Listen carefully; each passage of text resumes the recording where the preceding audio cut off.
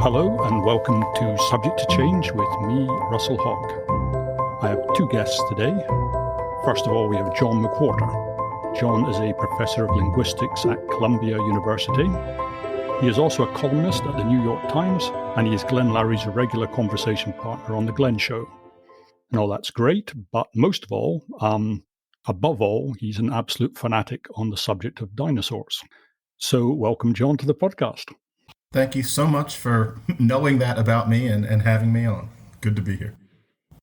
And my second guest is Tom Holland.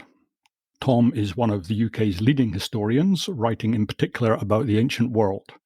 And it's not just Greek and Roman histories. He's also written books on the religions that sprang out of the ancient world. So in particular, one on Christianity and another on the origins of Islam. And as well as his books, Tom has so many strings to his bow that I really can't get through them all here, but I will just mention that he's the co-host of the hugely informative and, above all, the hugely entertaining podcast, The Rest is History, which over the last couple of years has turned into something of a global phenomenon. But above all, and most of all, Tom is also a dinosaur fanatic. Thank you for having me. The idea behind today's episode was I heard John talking on another podcast, and he mentioned his fascination with dinosaurs. And so my ears pricked up at that point because I knew, I know someone else who's also interested in dinosaurs, and that's my favorite historian, Tom Holland. And actually, I think you two are actually quite similar in other ways. So I thought it'd be fun to introduce you to each other and have you talk about dinosaurs, both looking at the science and maybe also a bit about the culture around dinosaurs. But before getting on to that, I did have one question I wanted to ask both of you, and maybe starting with you, John. What's your productivity secret? Because you have your teaching, you have your column in the New York Times, you write books, you have your linguistics podcast, you appear on the big TV shows, you do the Glenn Show, and you even fit in podcasts like this one. So what's the secret? I don't completely know. I don't sleep enough. I sleep, but I don't sleep enough. And I think part of it is that I really am interested in a certain range of things to the point of obsession. And so that makes me sit down and do them because I want to know. But also, to tell you the truth, it's a matter of having to tell people who I like or love that I must sit and do this. And that's not always easy. And I've noticed that for a lot of people, that's not their inclination, that there's always a choice between, sharing life with people and sitting down and doing something that requires solitary concentration. And I have to choose the second thing more than many people, I think, in order to get, the amount of things done that I seem to have to do. And that can be hard. There's a song by Stephen Sondheim in the musical Sunday in the Park with George called Finishing the Hat, where the protagonist sings about how he wants to finish painting the hat and he has to shut out the rest of the world. I don't see myself as that character, but there's a bit of that. You have to spend a certain amount of time concentrating and alone, and I insist on it. And I think that's probably how I get it all done, but it's not always the healthiest thing in the world. How about you, Tom? You have two books coming out this year. You give talks around the country. Your podcast, The Rest is History, that's on at least once a week, I think. Twice a week. What's your approach? Glutton for punishment. I think it's because I've always been self-employed. And so the dread of the wolf at the door has always been an incredible motivating factor. I've always had the feeling that if I don't work hard, if I don't sell things, basically, then I won't have any money. And that absolutely keeps you honest. And I'm a bit more secure now than I was when I started out. But I think the habit, maybe it's Protestant work ethic. I mean, I feel a vague, numbing sense of guilt if I have too long off. So maybe that's the reason. Well, it's incredible how much it's incredible, the output of the two of you. I'm so just in total awe of it. But maybe I'm employed, so maybe I don't have such a problem. There actually is that thing that I, too, feel like if I'm not cranking something out, I'm not serving my proper purpose. I'm not a religious person, but to go too long without making something makes me feel illegitimate. That's probably a sickness, but it means that you crank things out. I think also I'm absolutely married to the notion of delayed gratification, and I maybe it's a terrible psychological flaw, but I feel that unless I've worked hard, I don't deserve the fun. And if I have too much fun, then I start feeling anxious and guilty about it. So I clearly need to go into therapy. It's a matter of some urgency. Okay, well, let's get back on track and talk about dinosaurs. And John, I heard you say on a podcast somewhere that you felt that you could attend a convention of paleontologists and fool them into thinking that you were one of them for at least half an hour or so. So let's imagine that you've been invited to such a convention, and you've been asked to say, look, can you maybe just sum up, just let's look back at the last 30 years, say, of dinosaur history, and let's summarize the most astonishing developments in the field for the last 30 years. So what would you tell them? What an interesting question. I mean, yeah, I would pass for a half hour at most, I think, but still, I could fake it by just having very carefully chosen conversations. But the idea that you can actually determine what the colors of a lot of the feathers were is absolutely amazing to me. The fact that the division between lizard-hipped and bird-hipped dinosaurs almost certainly doesn't work. There's this new idea that there is basically the Brontosaurus-type dinosaurs are in a class of their own, with one small class of rather unclassifiable little things called the Herrerasaurids. Everything else is in its own group, Ornithoscheleta. And from what I've seen, as a non-expert but obsessive, this actually works. And the old diagram that I'm used to of the Tyrannosaurus types and the Brontosaurus types on one side and everybody else on the other, apparently that's not how these creatures evolved, and it actually answers questions that I've always had. So I would bring up, how is Ornithoscheleta doing? And am I pronouncing it right? Well, 5 minutes into the conversation, you'll be bundled out. That would be the first thing. I don't pronounce anything right. But those are the interesting things. The little Alvarez saurids. Mononicus is the one that first kind of got around. It's this weird little thing with these atrophied little elbow arms that poked around in the Gobi Desert region, and apparently these were for termites. It always surprises me that anything can live on ants and termites, but they're these little things that lived on ants and termites, and it wasn't just one kind. There were a whole bunch of these little Alvarez saurids running around, poking into termite nests with kind of this big giant finger. I want to know what the research is on them, and then I would also ask about how do we think at this point the very biggest pterosaurs got around on land? There's this idea that they walked around like ate things like carnivorous giraffes. How much of that research that we see, for example, in the television specials, is that what people are really thinking? I'd want to know about these building-sized pterodactyls, essentially, because that's just such a fascinating thing to me. And how complete are any of the skeletons? I would be like a kid in a candy store, just asking questions about these things that you read about in the news. Tom, what's your...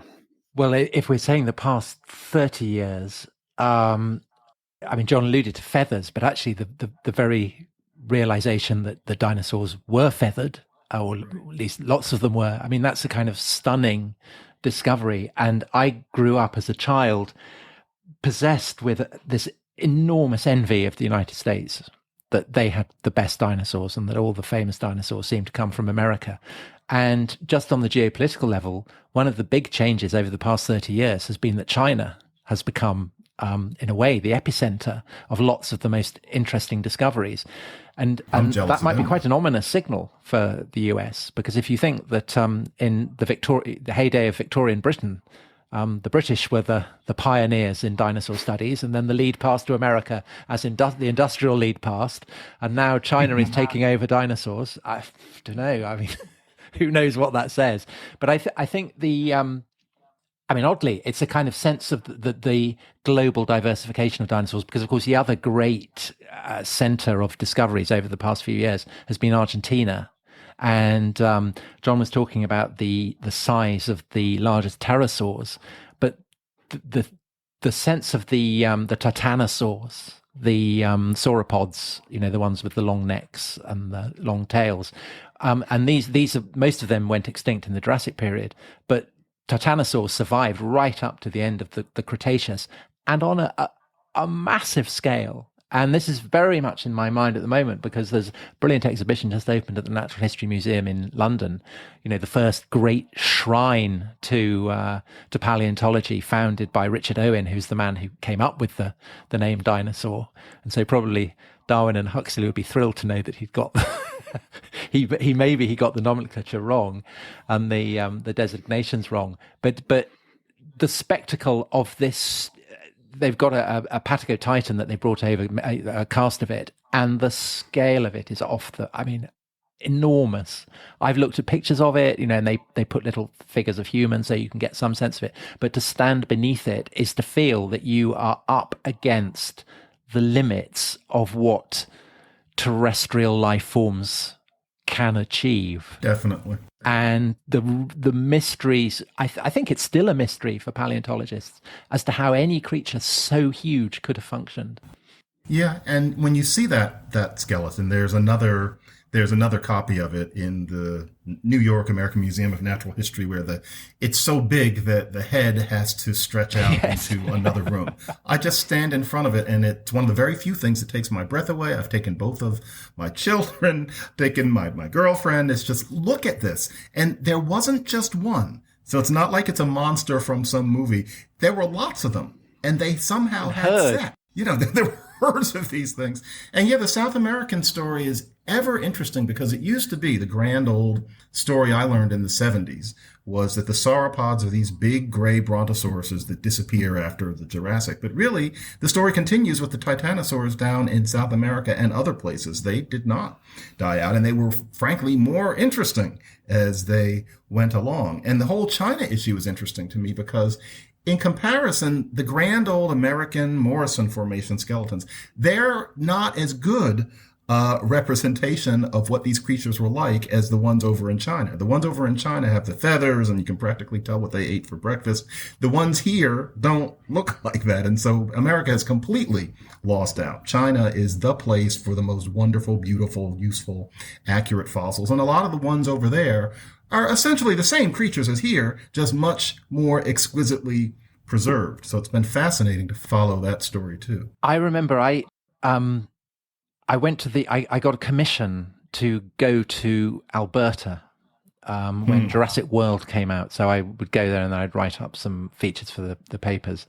And I had the chance to visit the Royal Tyrrell Museum. I don't know if you've been to that in Drumheller, which I thought was the single greatest museum I've ever been to. It has almost everything you could want, right the way from specimens from the Burgess Shale, right the way up to Pleistocene megafauna.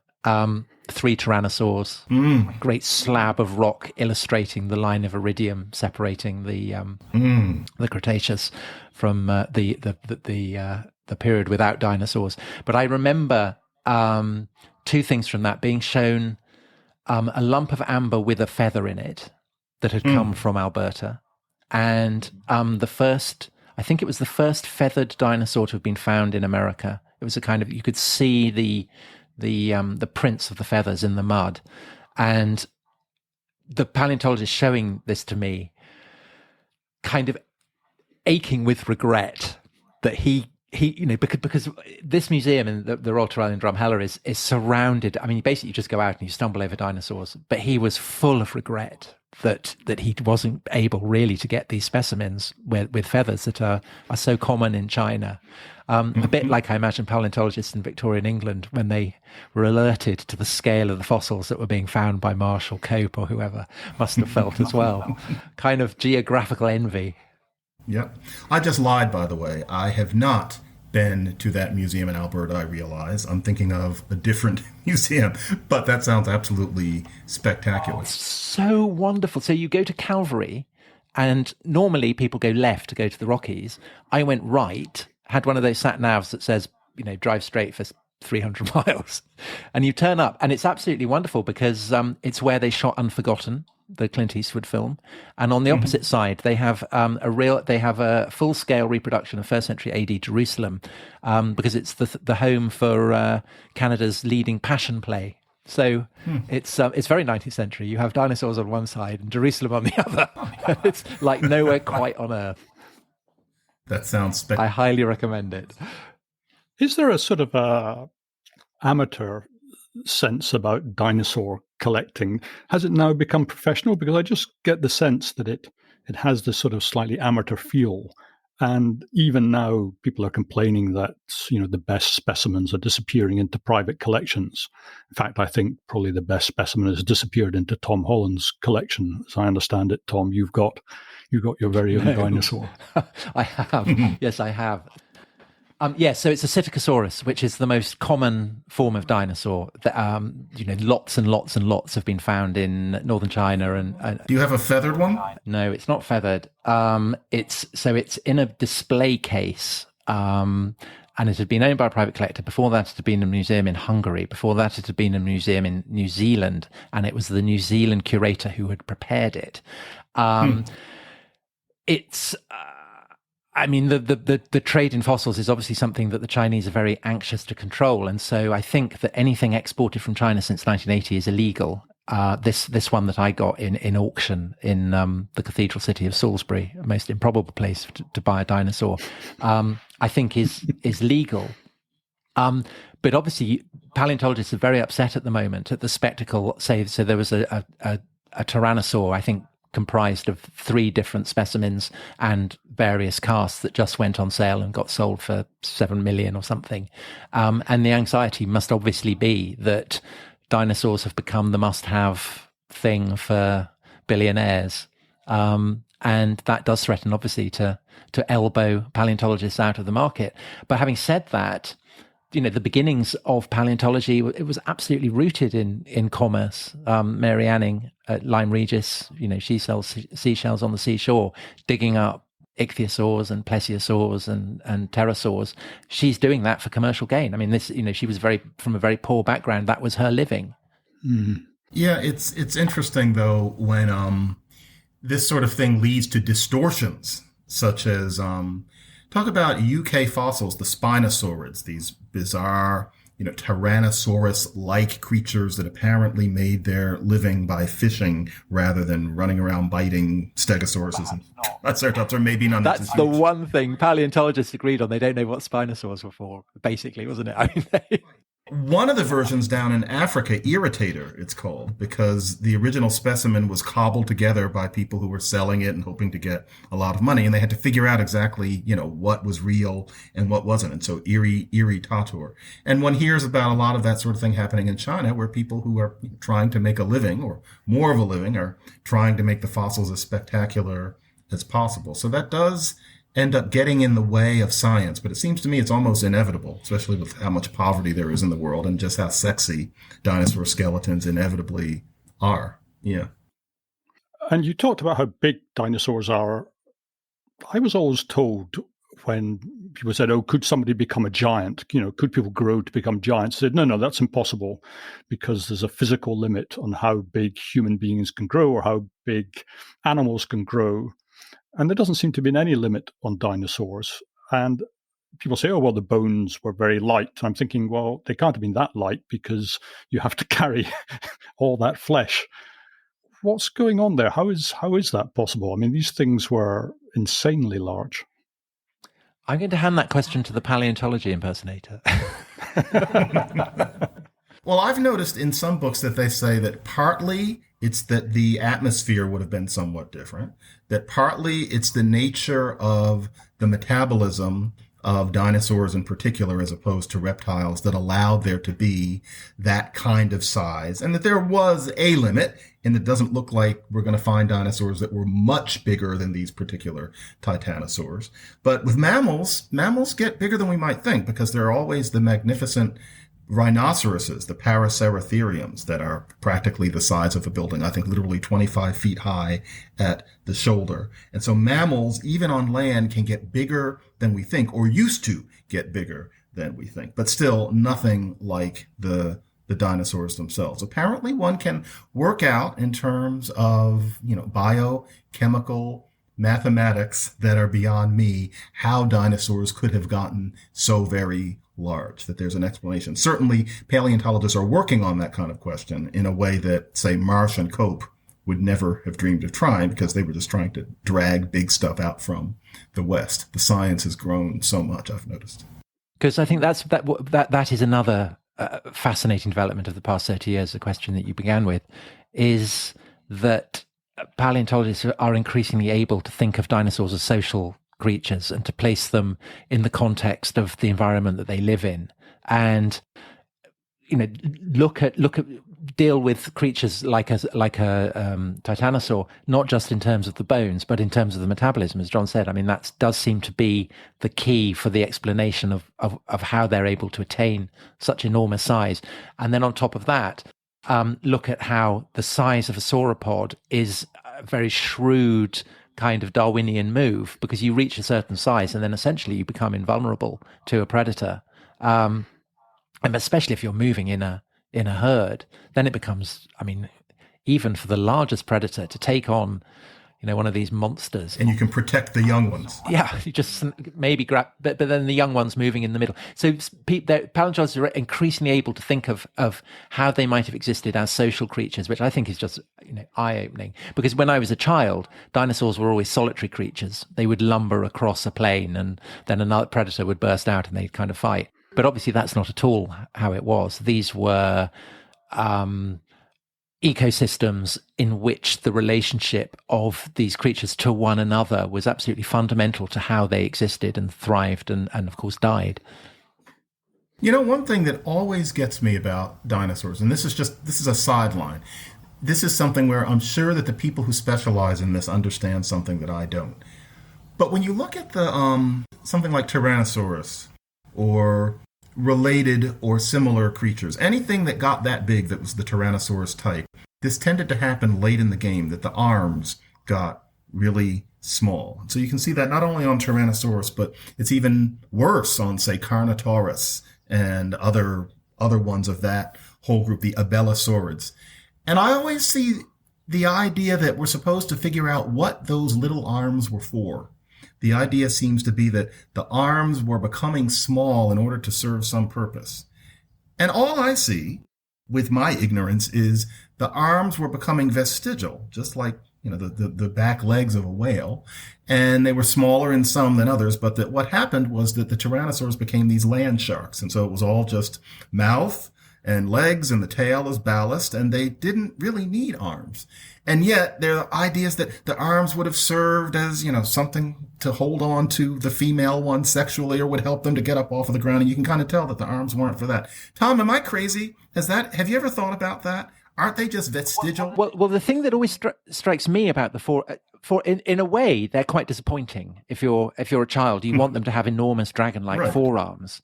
Right. And of course, the dinosaur that's become very prominent recently is the Therizinosaurus. And that has enormous great arms and great scything hooks. Yeah. And you'd think, that's terrifying. I wouldn't want to meet that. But it's a herbivore, and it's using them probably to scoop up vegetable matter from the bottom of lakes. Mm-hmm. So it seems the wrong way around, that the terrifying predators have tiny, widdly little kind of claws, and the herbivores are absolute monsters.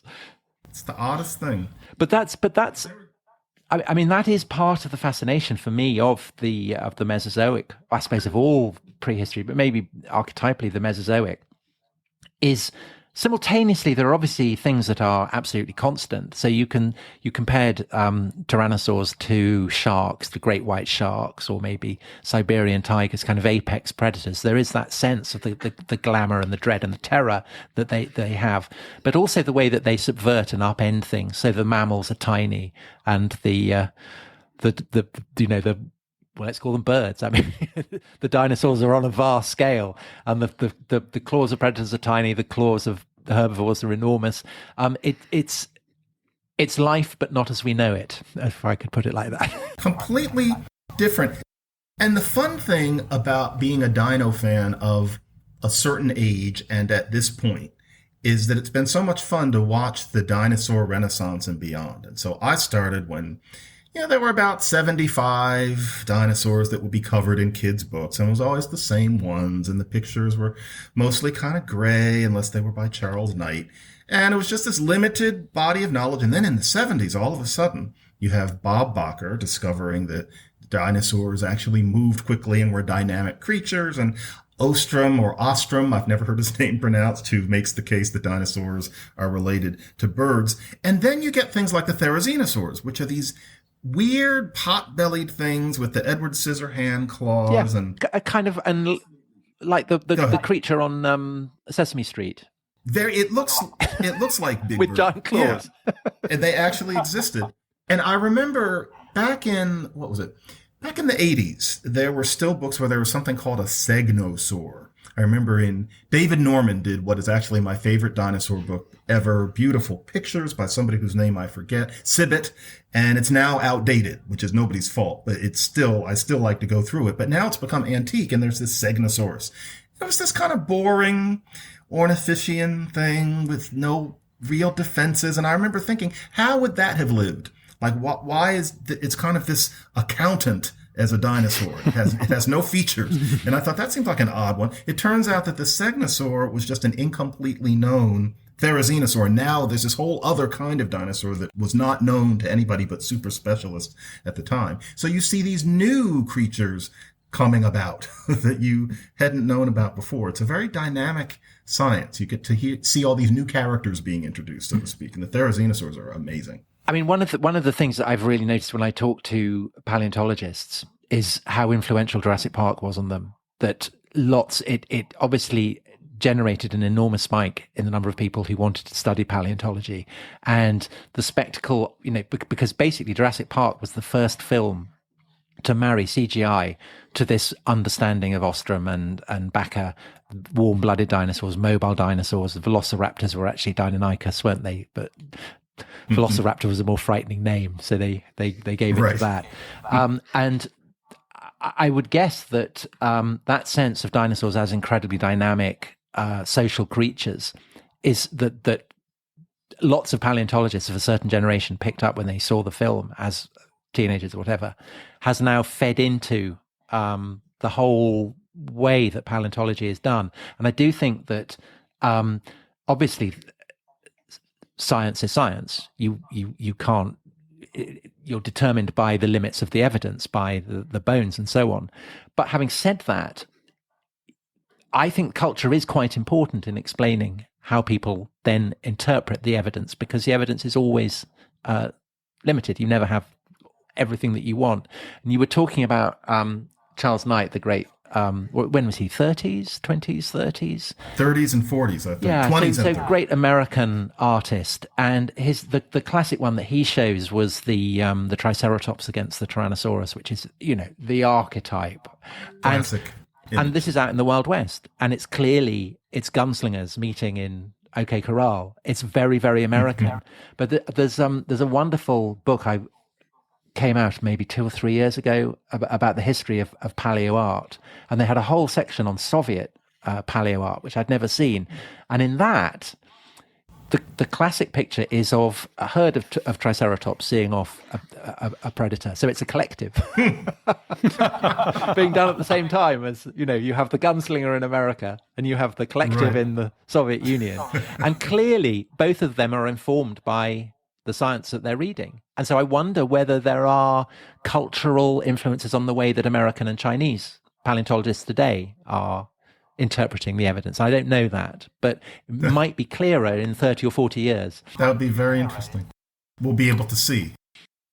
Just speaking about the movies, I had Scott Sumner on the podcast the other day. I don't know if you know who Scott is, but he's an economist. He's buddies with Tyler Cowen and Alex Tabarrok. And he does movie reviews as well as his economics work. And he said something I thought was very interesting. He said that he thought that whenever something became possible in the art world, then very quickly you got the very best. So his example was, as soon as you got perspective mastered, you had the great Renaissance paintings, and everything then was just kind of a variation on that theme. And then he applied it to movies, and he said, well, look at Fritz Lang's M, which, right back in 1931, it's one of the great serial killer films. It's nailed right from the very start. So I guess my question is that true also to some extent of dinosaur movies? And I was thinking here about King Kong because that has, that astonishing, absolutely brilliant scene where the T-Rex and King Kong are fighting. And that was way back in 1933. Or if you want to go a bit further forward, you got the Japanese Godzilla monster in 1954. And I was just wondering how you think these movies, the very first ones, how they hold up against something like Jurassic Park, which you mentioned, Tom. I think that the greatest stories, and I would include novels as well as films about dinosaurs, work with the yearning that we have to believe that they might still exist. Because there is always this ache in our heart that, however fascinating they are, we are at a remove from them that is incalculably distant, and we will never see them. So probably the first great work of fiction about dinosaurs was Conan Doyle's Lost World, which posited that dinosaurs might still exist on a plateau in, the middle of the Amazon at a time where it was just about conceivable. So there were all kinds of legends as well, that there were sauropods in the depths of the Congo. And these legends were current at a time where it was possible for scientists in Europe and the United States to believe that perhaps you could go on an expedition and find them.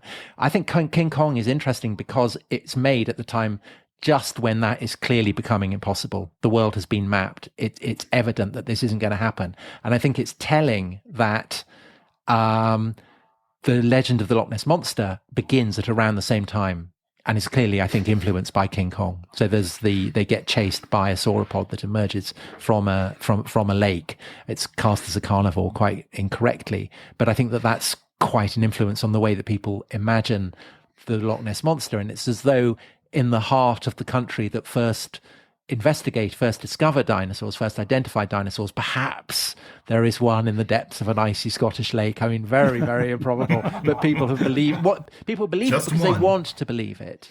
It's like Agent Mulder. I want to believe.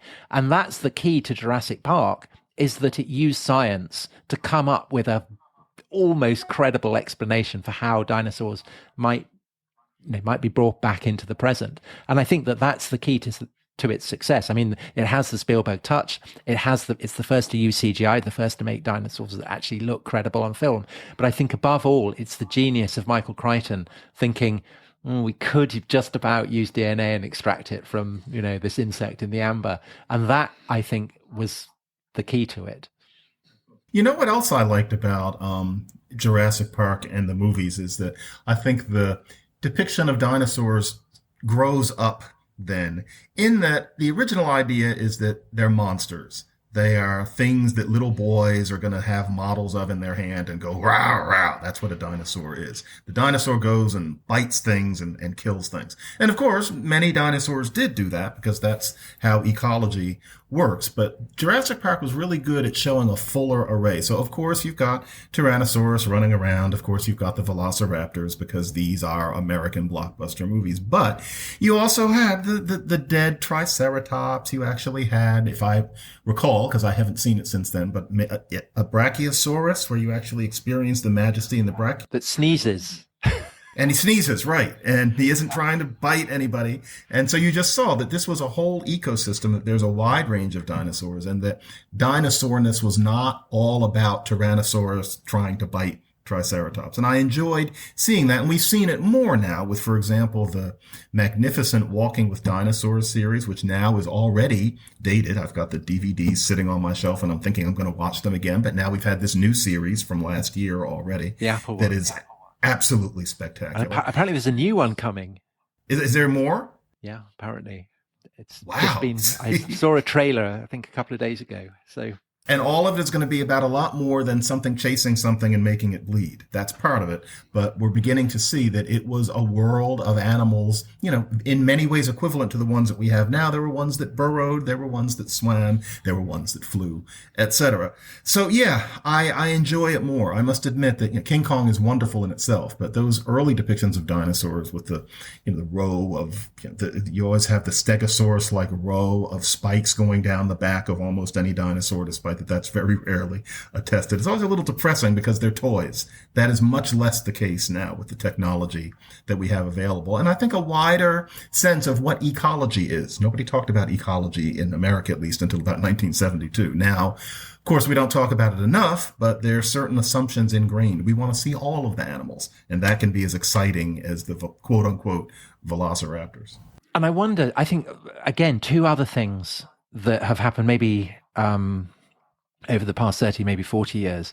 One is the recognition that birds are dinosaurs, and so the dinosaurs are not extinct. And so actually that yearning to see a dinosaur, you can look out of your window and you will see dinosaurs. Technically, right. And that is kind of amazing because you realize that the punctuation mark wasn't quite as severe as you'd thought. But conversely, the realization that we are living through a process of mass extinction has coincided with the discovery of what it was that killed the dinosaurs. So when I was a child, it was still a mystery. And the realization, I mean, basically it's accepted now that the asteroid destroyed them. The thought that Homo sapiens may be the equivalent of an asteroid, I think must subliminally perhaps play quite an important part in the feelings of anxiety and despair that lots of people are clearly feeling about not just climate change, but about environmental degradation and about the collapse of biodiversity. The fact that we now know that the dinosaurs did basically go extinct very, very rapidly, I think must concentrate the mind. And therefore, it's not just prehistory.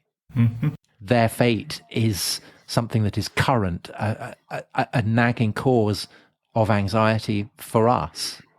It can happen here. Yeah. Yeah. There's something related to that I often find myself thinking, and this is probably kind of frivolous. There is, speaking of museums, here at the Metropolitan Museum of Art, there was just an exhibit of Greek sculptures where it's been discovered that they were actually painted at the time. And that's gotten around, that they were not that beautiful white that we're used to, that, unsurprisingly, they actually had colors. And so the colors have been reconstructed, kind of like the colors have been reconstructed of dinosaur feathers. And frankly, they're hideous. And you can go to the exhibit. Vulgar. Painted, and it really looks like something that your little cousin did. You really like it the way we see it now. I must admit that I have a similar feeling about the feathers. I mean, I fully accept that, so many of the dinosaurs had the feathers, and we look at birds now, but now I look at birds and I think, yeah, that's what a great many of the dinosaurs looked like, except bigger, and they're kind of angry. And you look at the new reconstructions, and I kind of think I liked, the way Velociraptor looked. Oh, I love the feathers. I think they look... I don't want all these feathers. They look like ostriches. Am I just missing the boat? No, I don't. Because I look at a reconstruction of a dinosaur and then I look at an ostrich or a cassowary or something and I think, yes, they are dinosaurs. And they suddenly seem... Especially, the cassowary foot. Yeah. Oh, I mean, and you think, yes, that's a dinosaur. That's what they look like. Actually, I'll tell you, talking of... recapturing the colour. I don't know how they do that. I've read account after account of how they work out the colours of feathers, and I still don't really understand it. But it is so amazing. Microraptor Chemical black packets. Wings, isn't it? Amazing stuff. But I read about I think a butterfly. It can't have been a butterfly because they didn't. But it was some insect like a butterfly that had a broad wingspan that got trapped in amber, and it had a large kind of what looked like an eye on the wing. And it was pointed out that today butterflies, they have developed markings on their wings that look like the eyes of birds to frighten predators off. And the suggestion was that this pattern on the wing might be a dinosaur eye. It would have to be a dinosaur, right? Yeah, so that perhaps is the closest you will come to looking at inorganic material, organic material of a dinosaur. I mean, amazing. So who knows what finds maybe.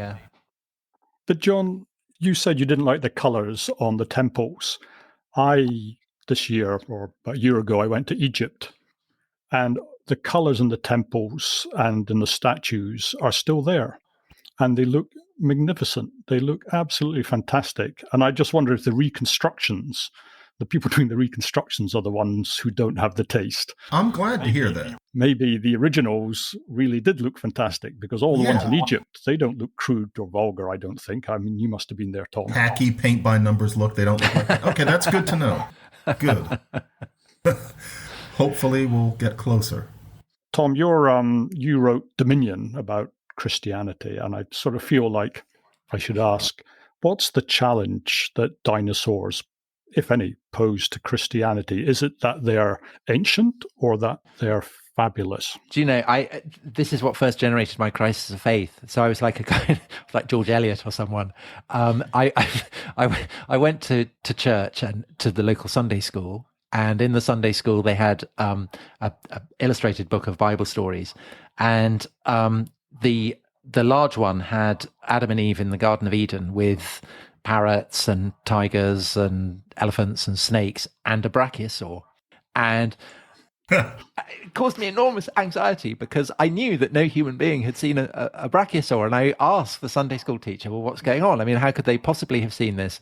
And I wasn't really given a satisfactory answer. And it was my first intimation that perhaps Genesis wasn't entirely, well, gospel, probably the wrong word to say. But so I think that it was to a degree, it was an issue against that.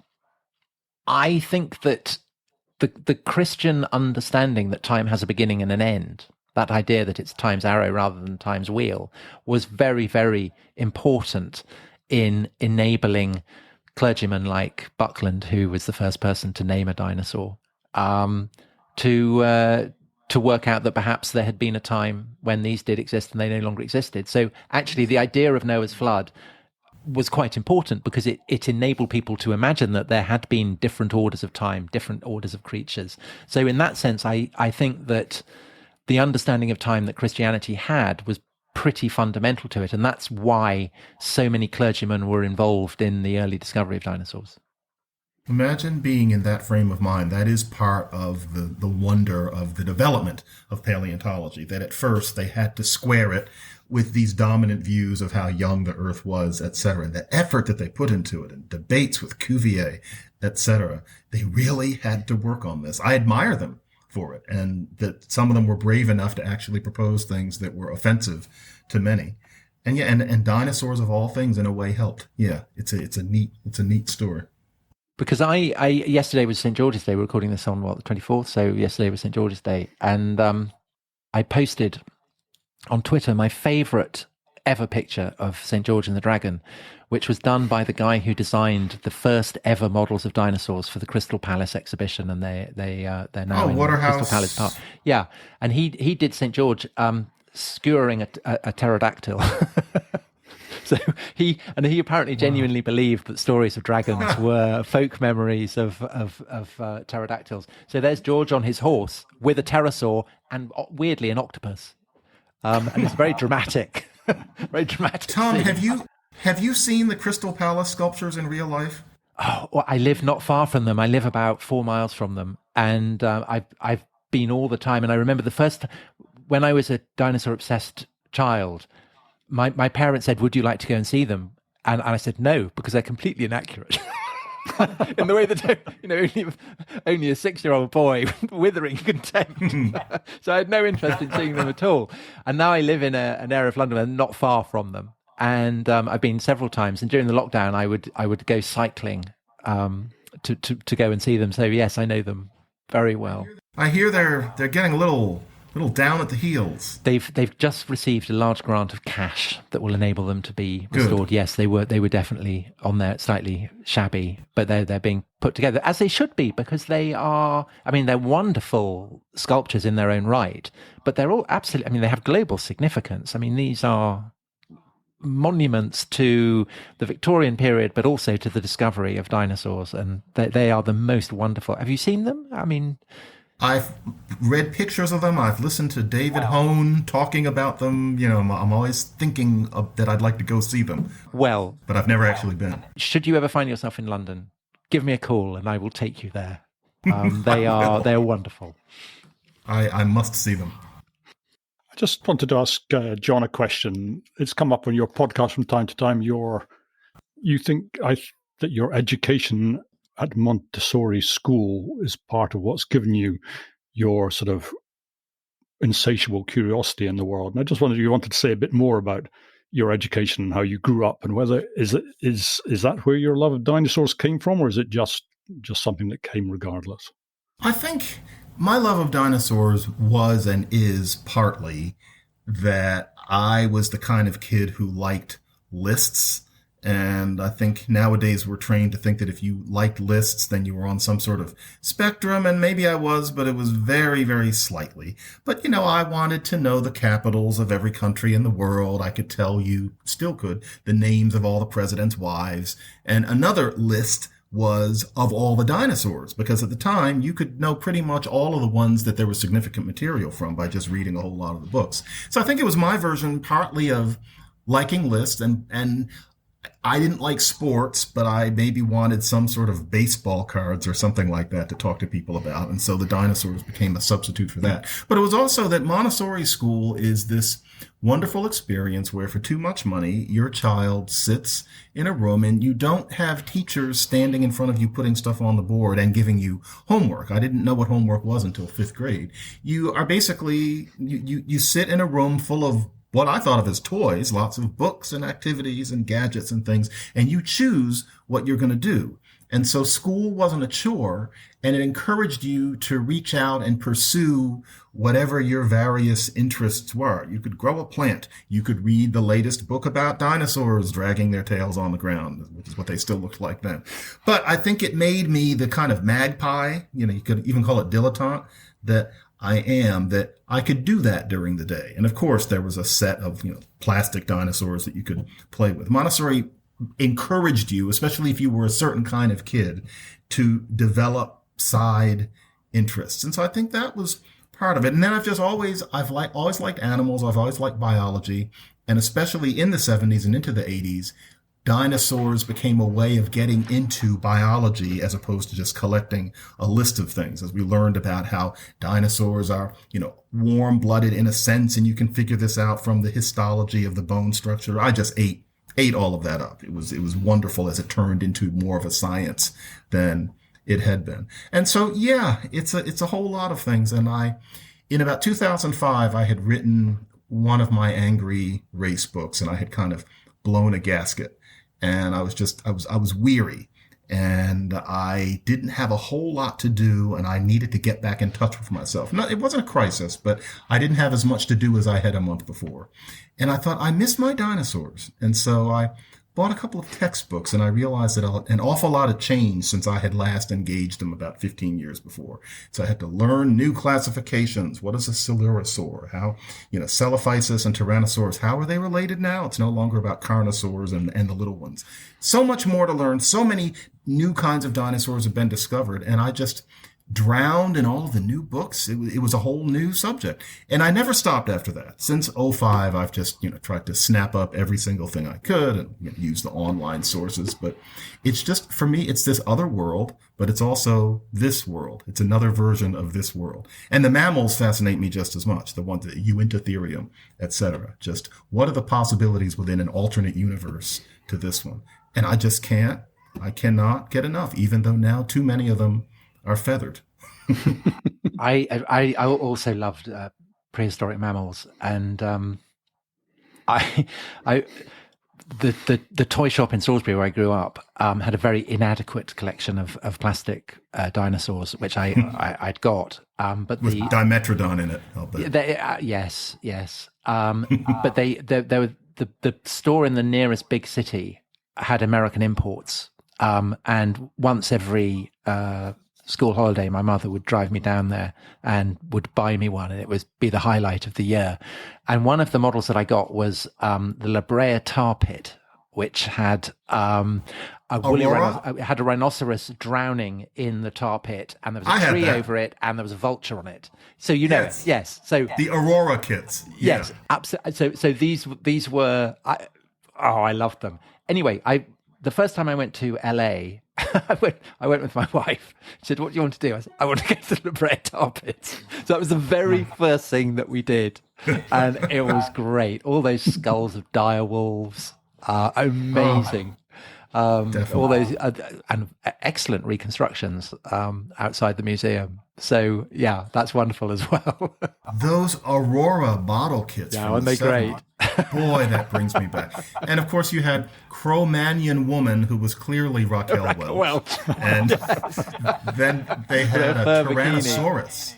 Did you have the Tyrannosaurus? Which was No, I could never afford that. That was because that was a monster. It had glow-in-the-dark teeth. But also very it had the wrong tongue. It looked like a kind of dragon's tongue. So I rejected that. Yes, because that's not accurate. In the same way that I didn't want to see the Crystal Palace. I was very, very, the accuracy was important. Oh, I get it.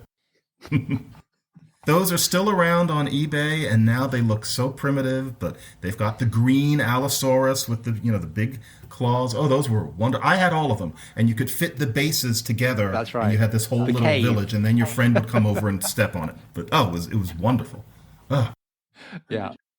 And did you have the dinosaur cards when dinosaurs attack? No. Oh, that's a bit like when Mars attacks. They had these really vicious cards where it kind of had a loose story, but scenes of incredible violence. I mean, it was the rule of any children's book that, there had some hapless sauropod torn to pieces by a predator, right. Probably with a volcano exploding in the background. I mean, I very much had the sense that in the Mesozoic, volcanoes were just blowing everywhere you looked. But that is part of the attraction, is the sheer violence of the thing. For sure. I mean, for small boys. And when I went back and looked at Jurassic Park, the lawyer gets eaten first, I think. That's right, on the toilet, yeah. Oh, that was good. And then you've kind of got this idea, Spielberg, in these days, it was still acceptable to show somebody as fat to indicate that their appetites were out of control and that they weren't just greedy for food, they were greedy for money. Yeah, Wayne Knight, right, yeah. Even it wasn't that long ago, that film, but even then, sort of cultural norms have really moved on quite significantly. Like dinosaur studies. Fascinating. All is flux. Okay, gentlemen, thank you very much indeed for coming and talking today. That was brilliant. Thank you very much. What a kick! Thank you. Great to meet both of you. Brilliant. Thank you. Yeah, great to meet you. Bye all. And I absolutely mean you must come and see the Crystal Palace dinosaurs. I really will. They're really great. And when you're up close, I mean they're really pretty impressive. They must be. Yeah, the photographs I can tell don't do them justice. I want to see the real thing. Well, you must come. All right, maybe see you then. Good. Have a good day, folks. Well, that's the end of today's podcast. I hope you enjoyed it, and if you did, then I have a big favour to ask. I don't look to make any money from the podcast. There's no advertising or anything like that. I just do this because I enjoy speaking to the guests, and I'm keen for them to get as big a audience as possible because I think they are really, really good people. So if you could share it on whatever social media channel you use, tweet it out, whatever it is, and even better if you could leave a review on iTunes, that would be absolutely fantastic. Anyway, goodbye for now.